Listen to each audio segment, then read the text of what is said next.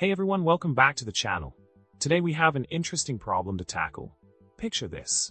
You have your trusty TP-Link AC2300V2 router, all ready to take over your network with its fancy features.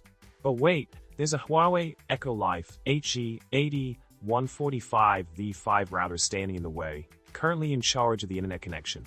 The problem is, you want to make the Huawei router pass through all requests to your TP-Link router without any interference. How do we make this happen? Let's dive into the solution.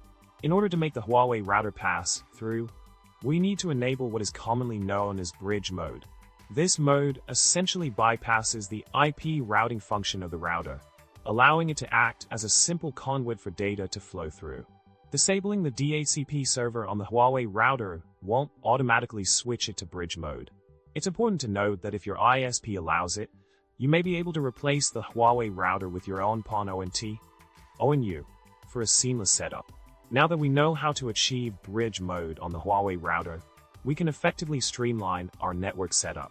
By bypassing unnecessary NAT translation and Wi-Fi functions, we can ensure a smoother flow of data to our TP-Link router.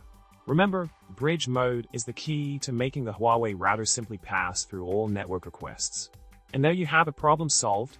And that's a wrap for today's video. We've successfully tackled the challenge of setting up a pass-through configuration with the Huawei EchoLife HE80-145V5 router. If you enjoyed this video and found the information helpful, don't forget to hit the like button, subscribe to the channel for more tech tips, and leave a comment below with your thoughts. Until next time, happy networking!